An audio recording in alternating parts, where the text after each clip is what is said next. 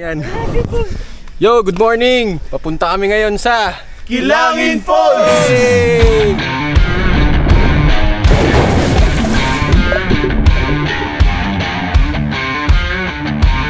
Yun na nga yung struggle namin. Ang lamig ng tubig!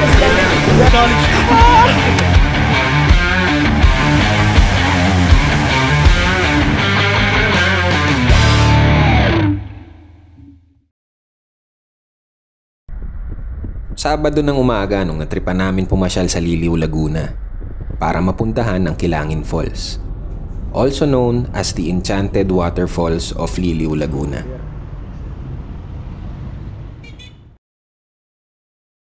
After almost 2 hours na biyahe ay nakarating na kami sa entrance, which is yung paanan mismo ng Bundok Banahaw. Madaming tanim na gulay ang mga lokal dito at pwede kayong bumili para sa murang halaga. Matapos namin magpahinga ng ilang minuto ay lumarga na kami para mag-trek ng 1 hanggang 2 oras. Dito ay nasubok ang mga binti namin dahil sobrang tarik na mga kalsadang kailangan namin daanan. May pataas, may pababa, all in all, solid legwork.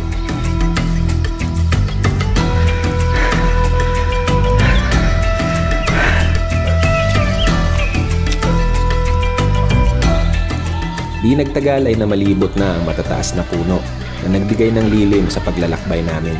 Nakapasok na pala kami sa malagubat na terrain ng Bundok Banahaw. Malapit na daw. Malapit na daw pero may mga aswang po dito. Yan ang ganda ng tanong.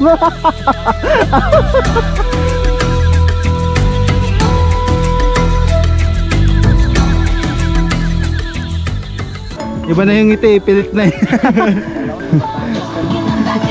Yeah, para yung chocolate yung walang mani. AJ, you know. Kaya pa? All goods, bro. All goods. Adventure is adventure. Yeah. Matapos ang konting pahinga, trek na uli pababa hanggang makarating sa Kilangin Falls.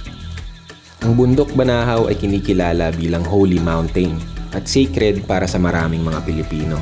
May mga haka-haka rin na maraming engkanto at spirito sa mga kagubatan nito na nagpaparamdam sa pamamagitan ng kakaibang mga liwanag, biglaang paglamig ng temperatura at marami pang iba, which made it more exciting for us to visit this place.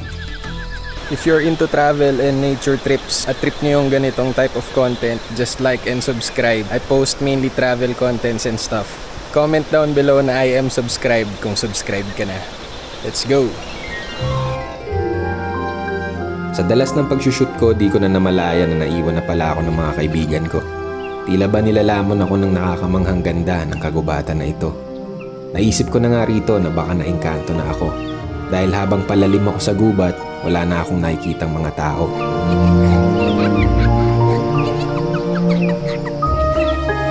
Medyo kinakabahan na ako sa point na ito dahil walang signal at wala akong paraan para makontak ang mga kasamahan ko. Kaya nagpasya na lang akong bumalik sa dinaanan ko. At luckily, I found the trail where I was before at nakita ang camp ng mga kaibigan ko.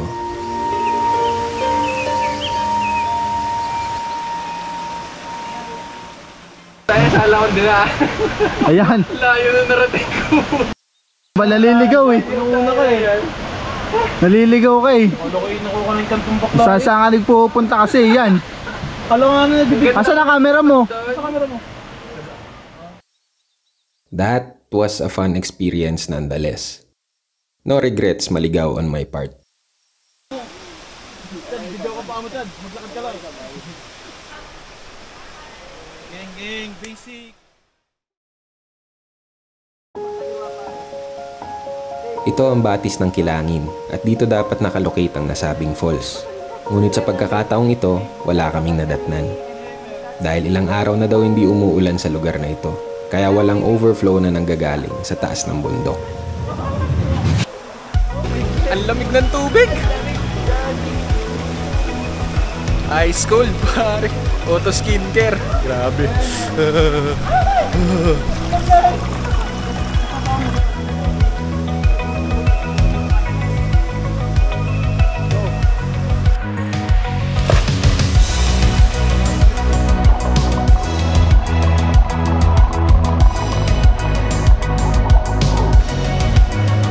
Mar.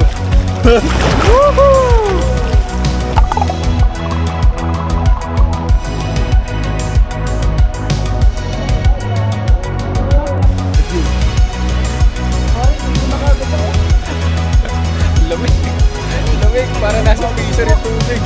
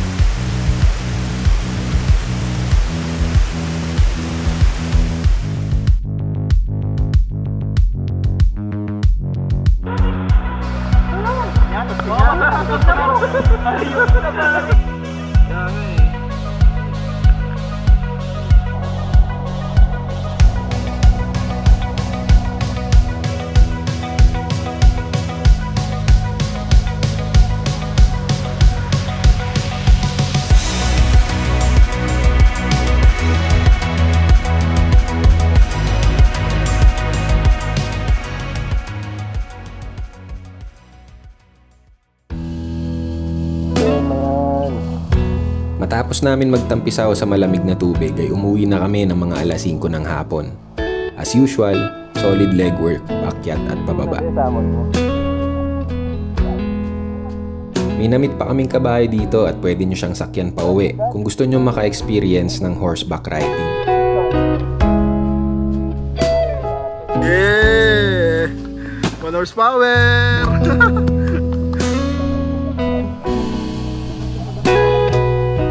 Sakto yung uwi namin dahil dito na rin namin nasaksihan ang paglubog ng araw.